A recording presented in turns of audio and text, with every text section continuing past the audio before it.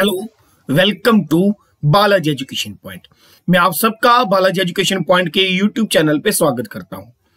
Basically guys, आज हम लोग देखने वाले हैं 7 अगस्त के डेली करंट अफेयर्स के ऊपर। आज के जो करंट अफेयर्स रहेंगे उनकी टोटल संख्या रहेगी लगभग 15 और प्लस उनसे जुड़ी हुई बहुत सारी स्टैटिक जीके को हम लोग देखने वाले। Hello, this lecture is presented by me, my name is Jatin Singla. Okay, अगर आपका कोई डाउट है तो आप मुझे मेल कर सकते हैं। मेरा मेल एड्रेस है jatinsinghla@gmail.com। इस वीडियो का और मेरी अन्य वीडियो का जो पीडीएफ है वो आपको हमारे official Telegram channel @Balaji education point के ऊपर मिलेगा। जब भी आप ज्वाइन करें ये ऑफिशियल लोगो जरूर देखिएगा। क्लियर?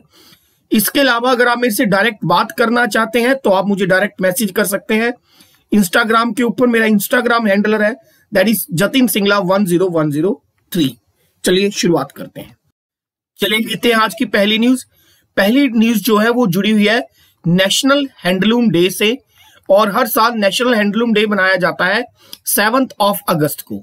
अब इसके पीछे भी एक बहुत इंटरेस्टिंग कहानी है। देखिए, पहले तो हमें ये समझते हैं हैंडलूम का मतलब होता है anything which is manufactured by hands. ठीक है, ऐसा कुछ भी जो हाथ के द्वारा बनाया जाता है उसे हैंडलूम कहते हैं, खासकर अपने खुद के देश में। ठीक है, खासकर अपने खुद के देश में उसे हम लोग हैंडलूम बोल देते हैं।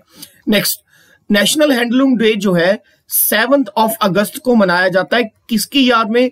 7 अगस्त 1905 को हम लोगों ने, जब हम अंग्रेजों के अंडर थे, हमने चलाई थी स्वदेशी मूवमेंट। स्वदेशी मूवमेंट, तो स्वदेशी मूवमेंट को याद रखने के लिए ये डे मनाया जाता है। क्लियर होगी बात? अब क्वेश्चन उठता है कि सर हमने स्वदेशी मूवमेंट क्यों चलाई थी? अगर आपको याद हो 1905 के अंदर ही अगर आप मॉडर्न हिस्ट्री पढ़ते हैं तो पार्टीशन ऑफ बंगाल हुई थी, उनके बारे में हम देखेंगे। पार्टीशन ऑफ बंगाल, बंगाल का विखंडन हुआ था, तो इसके विरोध में हम लोगों ने 7 अगस्त 1905 को शुरू करी थी स्वदेशी मूवमेंट। स्वदेशी मूवमेंट, उसी को याद करने के लिए नेशनल हैंडलूम डे मनाया जाता है। बस आपको ये याद रखना है। ओके, और स्वदेशी मूवमेंट कहां पर शुरू हुई थी? ये शुरू हुई थी सबसे पहले कलकत्ता के टाउन हॉल के अंदर। कलकत्ता के टाउन हॉल के अंदर, ये याद रखिएगा।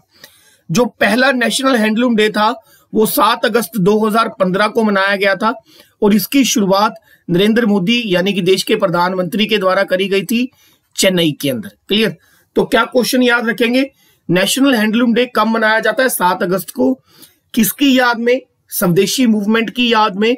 स्वदेशी मूवमेंट चलाई गई थी पार्टीशन ऑफ बंगाल के विरोध के अंदर। पहला नेशनल हैंडलूम डे 7 अगस्त 2015 को मनाया गया। आगे बढ़ते हैं। अब कुछ बातें आपको याद रख लेनी है about the swadeshi movement. Clear? In the 1900 Bengal was the major province in British India. ठीक है, जब 19वीं सदी का समय था तो आप मान के चलिए ये सारा जो इलाका था, ये वाला सारा, ये सारा का सारा इलाका बंगाल के अंदर आता था। मैं आपको दिखाऊंगा अभी। ठीक है, तो धीरे धीरे बंगाल के अंदर से फ्रीडम मूवमेंट बहुत ज्यादा जोर पकड़ रही थी, आजादी की डिमांड बहुत ज्यादा हो रही थी। तो उस आजादी की डिमांड को, फ्रीडम की डिमांड को कहीं ना कहीं झटका देने के लिए, रोकने के लिए, उनके ऊपर फुल स्टॉप लगाने के लिए ब्रिटिश गवर्नमेंट के द्वारा बंगाल के 2 हिस्से कर दिए गए। That is called partition of Bengal. ठीक है, देखिएगा यहां पर, this is your map of India in 1905, और यहां पर आप देख सकते हैं ये है पूरा एक्चुअल में बंगाल। बंगाल के 2 हिस्से किए गए, एक हिस्सा तो बंगाल बनाया गया और दूसरा हिस्सा बना असम, या फिर जिसको ईस्ट बंगाल भी कहते हैं। इसको बोलते हैं पार्टीशन ऑफ बंगाल। अगर इसको मैं फोकस करके दिखाऊं तो ये कुछ इस तरीके से दिखेगा। एक तरफ बना सिर्फ बंगाल और दूसरी तरफ बना ईस्ट बंगाल, या फिर जिसे हम लोग असम कहते हैं। बात यहां पर ये याद रखनी है कि जो ईस्ट बंगाल थे, यहां पर मुस्लिम जो लोग थे वो मेजोरिटी में थे, लेकिन जो सिर्फ बंगाल था इसमें हिंदूज वर इन मेजोरिटी। तो एक तरीके से वो बंगाल के अंदर जो फ्रीडम मूवमेंट उठ रही है उसे रोकना कैसे चाहते थे? शुरू से उनकी पॉलिसी थी ना अंग्रेजों की, डिवाइड एंड रूल की पॉलिसी। तो मुस्लिम्स और हिंदुओं के बीच में एक गल्फ क्रिएट कर दिया, एक खाई क्रिएट कर दी, ताकि उनकी जो यूनिटी के साथ फ्रीडम मूवमेंट चल रही है वो रुक सके। ये पार्टीशन ऑफ बंगाल का मेन कारण था। अब इसी पार्टीशन ऑफ बंगाल की वजह से हम लोगों ने 1905 के अंदर मूवमेंट लॉन्च करी थी, स्वदेशी मूवमेंट इन बंगाल, और ये कहां पर लॉन्च करी थी, जैसा मैंने आपको बताया, कैलकाटा के टाउन हॉल के अंदर। क्लियर होगी बात। जब पार्टीशन ऑफ बंगाल हुई उस समय इंडिया के जो वाइस रॉय थे वो थे लॉर्ड कर्जन। लॉर्ड कर्जन, ये याद रखने वाली कुछ बातें हैं। स्वदेशी मूवमेंट के जो मेन लीडर थे उनका नाम था बाल गंगाधर तिलक, बिपिन चंद्र पाल और लाला लाजपत राय, जिन्हें हम लोग लाल बाल पाल के नाम से भी जानते हैं। लाल बाल और पाल के नाम से जानते हैं। तो प्यारे बच्चों, बस आपको ये बातें याद रखनी है कि भाई जो नेशनल हैंडलूम डे है वो 7 अगस्त को मनाया जाता है इन द कमेमोरेट, और किसकी याद में, स्वदेशी मूवमेंट की याद में। स्वदेशी मूवमेंट यानी कि देश का माल इस्तेमाल करिए, स्वदेश बनिए, ठीक है, आत्मनिर्भर बनिए।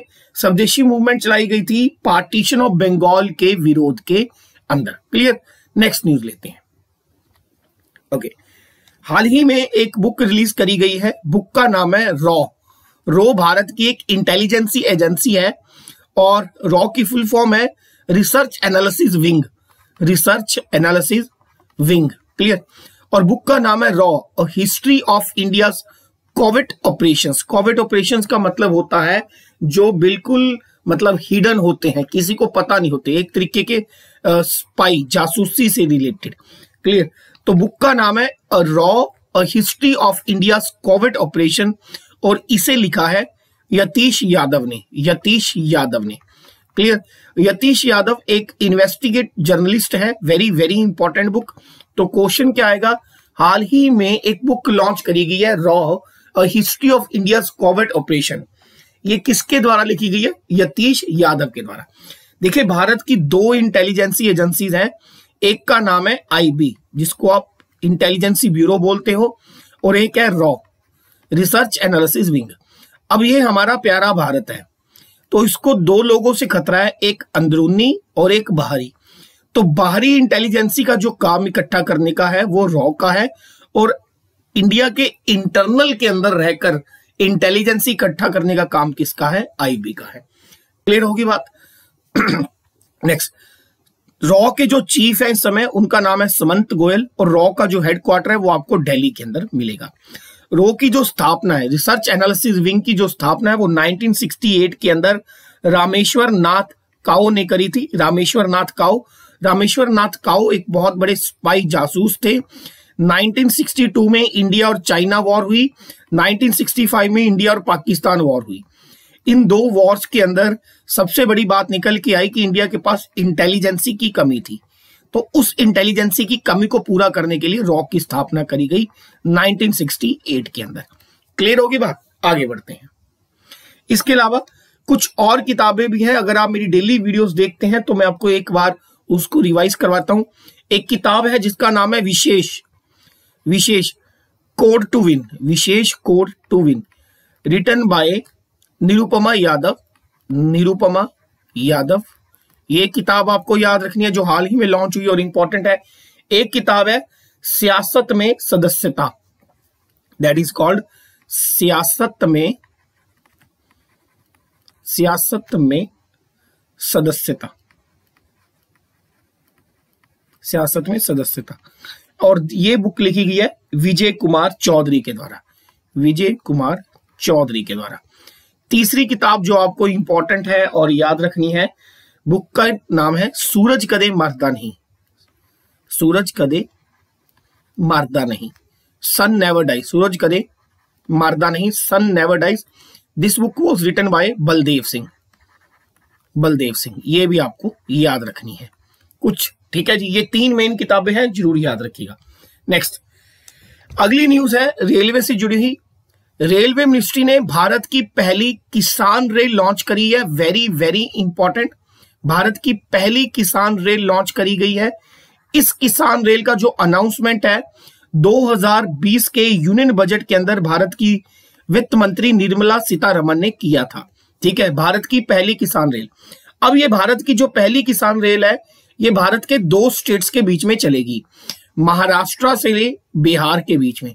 महाराष्ट्र में नासिक से चलेगी 11 बजे, और बिहार में एक जगह है दैट इज कॉल्ड दानापुर, ठीक है, पटना के पास, वहां तक चलेगी। क्लियर। अगर मैं आपको मैप से दिखाऊं तो यहां पर आप देखिएगा, ये है आपका मुंबई, यहां से चलेगी, और ये दानापुर बिहार के अंदर। तो लगभग कुछ ऐसे इस तरीके से ये ट्रेन चलेगी। तो प्यारे बच्चों, क्वेश्चन क्या आएगा, हाल ही में भारत के रेलवे मिनिस्ट्री के द्वारा एक ट्रेन चलाई गई है, वो कौन सी ट्रेन है? दैट इज कॉल्ड किसान रेल। Very very important. और ये कौन से दो राज्यों के बीच में चलाई गई है? महाराष्ट्र और बिहार के बीच में। महाराष्ट्र के नासिक से बिहार के दानापुर के बीच में चलेगी। इसकी अनाउंसमेंट सबसे पहली बार निर्मला सीतारमण ने 2020 में फरवरी के बजट के अंदर करी थी। इसके अलावा रेलवे से जुड़ी हुई कुछ और इंपॉर्टेंट न्यूज है प्यारे बच्चों, वो भी आपको याद रखनी है। जैसे कि एक न्यूज है नॉर्दर्न रेलवे से जुड़ी हुई, यानी कि उत्तरी रेलवे से जुड़ी हुई। ठीक है, नॉर्दर्न रेलवे ने अपनी फर्स्ट एवर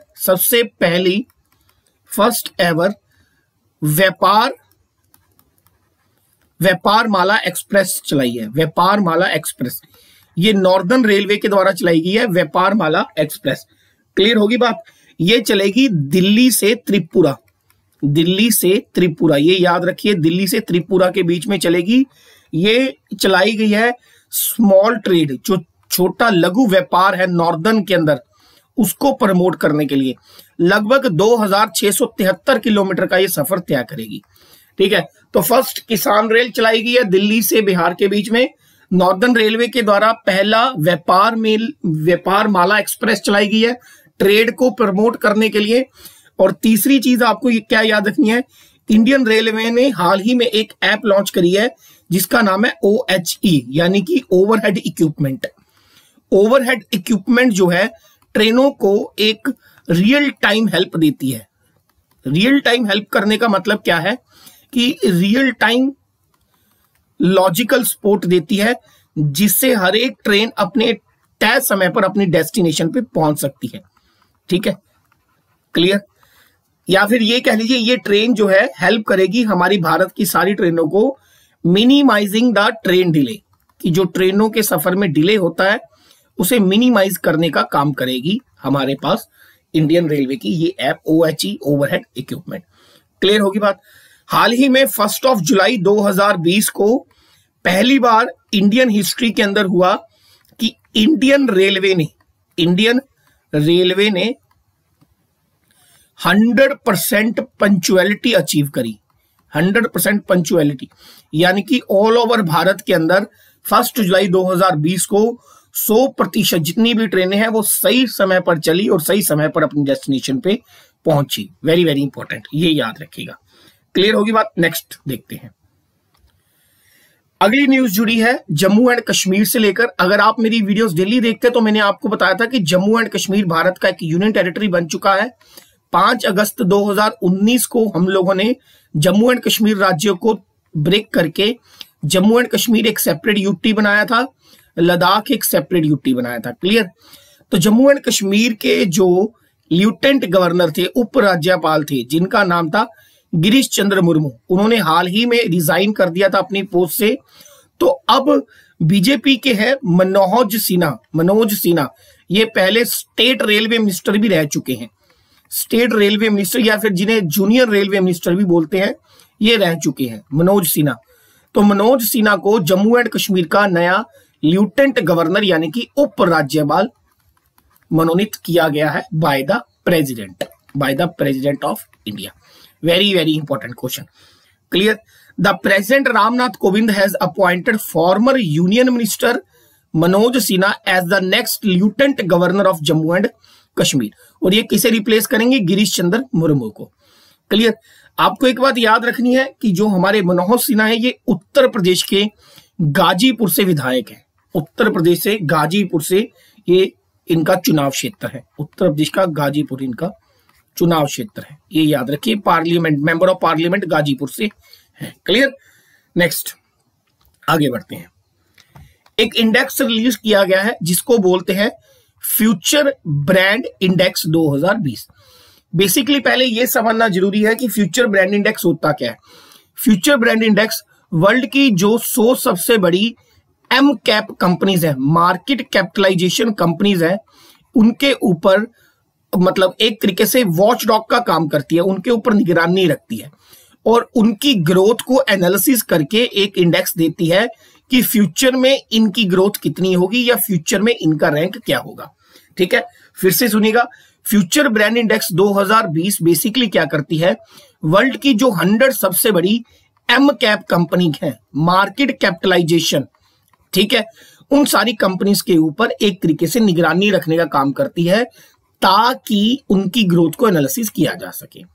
अब आपको मैंने कल वाली वीडियो में समझाया था कि एम कैप का मतलब क्या होता है। अगर किसी कंपनी का जो एक शेयर है उसका रेट, शेयर मार्केट के अंदर किसी कंपनी का जो एक शेयर है उसका रेट इनटू से मल्टीप्लाई कर दिया जाए उसके टोटल नंबर ऑफ शेयर कितने हैं मार्केट के अंदर, तो जो अमाउंट आएगी उसको मार्केट कैपिटलाइजेशन बोलते हैं। इस मार्केट कैपिटलाइजेशन की कैटेगरी में रिलायंस जो है इंडिया की सबसे बड़ी कंपनी है, रिलायंस इंडिया की सबसे बड़ी कंपनी है और वर्ल्ड की 46th सबसे बड़ी कंपनी है। इंडिया के अंदर एम कैप में रिलायंस सबसे बड़ी है और वर्ल्ड में 46th है। अब फ्यूचर ब्रांड इंडेक्स का क्या कहना है कि भारत की जो रिलायंस इंडस्ट्री है वो फ्यूचर में वर्ल्ड की सेकंड टॉप मोस्ट ग्रोथेबल कंपनी होगी, दुनिया की दूसरी सबसे बड़ी विकसित कंपनी होगी, ये कहना है फ्यूचर ब्रांड इंडेक्स का। Future brand index 2020 Reliance industry ranked second biggest brand after the Apple on top, कि एप्पल कंपनी के बाद जो रिलायंस इंडस्ट्री है फ्यूचर के अंदर दुनिया का दूसरा सबसे बड़ा ब्रांड होगी। नंबर 1 पर इन्होंने इंडेक्स रखा है एप्पल को, नंबर 2 पे रखा है रिलायंस इंडस्ट्री और नंबर 3 पे रखा है सैमसंग इलेक्ट्रॉनिक्स को। भारत की एक और कंपनी है जो इन्होंने 100 जो टॉप 100 इंडेक्स है उसमें टाटा जो कंपनी है टाटा इंडस्ट्रीज को मिला है 65th रैंक। क्लियर, तो फ्यूचर ब्रांड इंडेक्स के अकॉर्डिंग एप्पल नंबर 1 पे रहने वाली है फ्यूचर के अंदर, जिसकी ग्रोथ या डेवलपमेंट होगी या जिसकी ब्रांड वैल्यू होगी। दूसरे नंबर पर भारत की रिलायंस इंडस्ट्री और नंबर 3 पर सैमसंग इलेक्ट्रॉनिक्स, और भारत की टाटा इंडस्ट्री जो है वर्ल्ड में 65th नंबर पर रहेगी, ये याद रखिएगा। क्लियर, नेक्स्ट आगे बढ़ते हैं। ग्लोबल रेमिटेंस जो है, पहले तो हमें यह समझना होगा कि रेमिटेंस क्या होता है। मान के चलिए हमारा कोई रिलेटिव है, हमारा कोई रिश्तेदार है, वो किसी और कंट्री में रहता है, से वो कनाडा में रहता है, क्योंकि पंजाब में तो ज्यादातर लोग कहाँ जाते हैं, कनाडा में जाते हैं। ठीक है, कनाडा में रहता है तो वहां पर कनाडा में जाकर वो मजदूरी करता होगा, लेबर करता होगा, कोई काम करता होगा, टैक्सी चलाता होगा, कुछ भी XYZ काम करता होगा। वहां पर अगर वो मान के चलो दिन के $100 कमाता है, जस्ट एग्जांपल हाइपोथेटिकली स्पीकिंग, तो इस $100 में से वो $40 या $50 को वो कहां पर भेज देता होगा, इंडिया में भेज देता होगा। तो ये जो $40 और $50 इंडिया में आ रहे हैं, this is known as the global remittance. बाहर से हमारे लोग जो इंडिया पैसा भेजते हैं उन्हें ग्लोबल रेमिटेंस कहते हैं। इस ग्लोबल रेमिटेंस की कैटेगरी में केरला सबसे ज्यादा नंबर 1 पे है, यानी कि केरला स्टेट के जो लोग हैं वो भारत में सबसे ज्यादा रेमिटेंस भेजते हैं बाहर से। 2018 के अंदर इंडिया में दुनिया का सबसे ज्यादा ग्लोबल रेमिटेंस आया था। रेमिटेंस क्या है, हमारे लोग बाहर से जो इंडिया में पैसा भेजते हैं उसे ग्लोबल रेमिटेंस कहते हैं। सबसे ज्यादा कौन सी स्टेट के लोग बाहर से पैसा इंडिया भेजते हैं, वो भेजते हैं केरला के लोग। 2018 में इंडिया में दुनिया का सबसे बड़ा ग्लोबल रेमिटेंस आया था। क्लियर, अब एक बैंक है जिसका नाम है ADB, एशियन डेवलपमेंट बैंक। अब एशियन डेवलपमेंट बैंक ने एक रिपोर्ट जाहिर की है जिसमें यह बताया गया है कि पूरी दुनिया में लगभग 108 यानी कि 108 बिलियन $US की रेमिटेंस की इस बार गिरावट दिखी जाएगी ड्यू टू कोविड-19।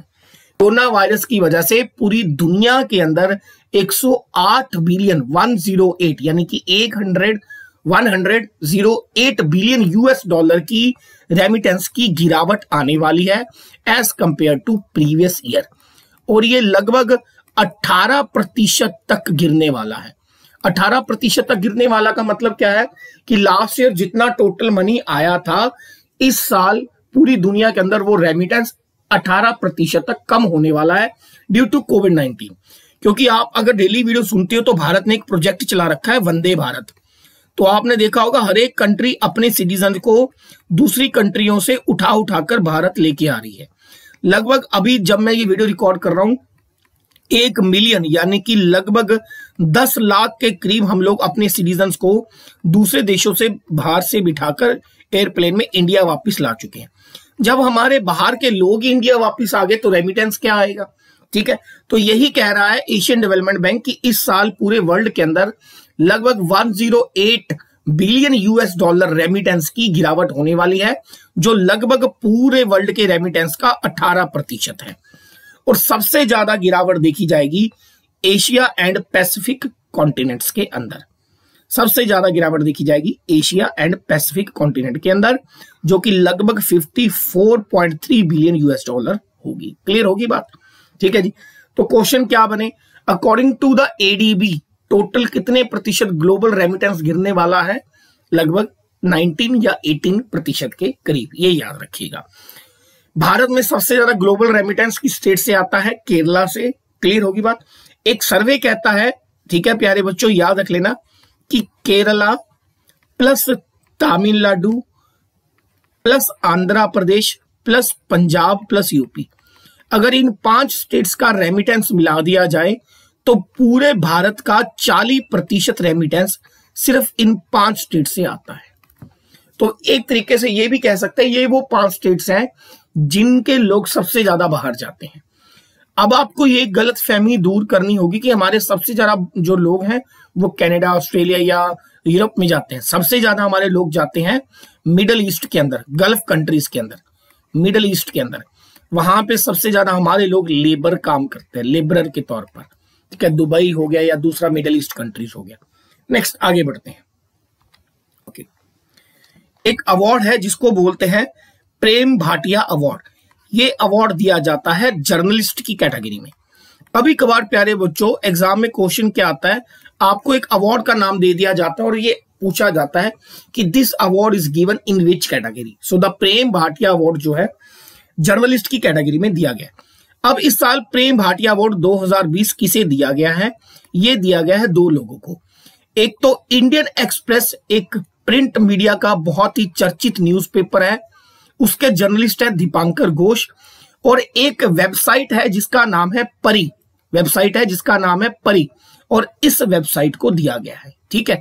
एक तो इंडियन एक्सप्रेस के जर्नलिस्ट दीपांकर घोष को और एक परी नॉन प्रॉफिट जर्नलिस्ट वेबसाइट है उसे दिया गया है। क्लियर। प्रेम भाटिया अवार्ड 2 कैटेगरी में दिया जाता है। एक दिया जाता है outstanding political reporting on the year, outstanding political reporting. अब आउटस्टैंडिंग पॉलिटिकल रिपोर्टिंग का जो अवार्ड है वो दीपांकर घोष को गया है, जो इंडियन एक्सप्रेस के जो है जर्नलिस्ट है। और दूसरा अवार्ड होता है पीपल्स आर्कीव ऑफ, दूसरा अवार्ड जो हमारे पास होता है outstanding environment reporting of the year. Outstanding environment reporting of the year दिया गया है परी वेबसाइट को। परी एक नॉन प्रॉफिट जर्नलिस्ट वेबसाइट है जिसको बोलते हैं people's archive of rural India, that is called PARI. Clear. तो आपको मोटे मोटे तौर पर याद रखना है कि प्रेम भाटिया अवार्ड 2 लोगों को दिया गया है, एक इंडियन एक्सप्रेस के जर्नलिस्ट दीपांकर घोष को और एक नॉन प्रॉफिट जर्नलिस्ट वेबसाइट है दैट इज कॉल्ड परी, या फिर जिसे पूरा नाम बोलते हैं people's archive of rural India. Deepankar Ghosh को जो अवार्ड दिया गया उसका नाम है आउटस्टैंडिंग पॉलिटिकल रिपोर्टिंग के लिए, और परी को जो दिया गया वो है outstanding environment reporting of the year के लिए। क्लियर होगी बात, आगे बढ़ते हैं। आई होप आपको ये लेक्चर पसंद आया होगा।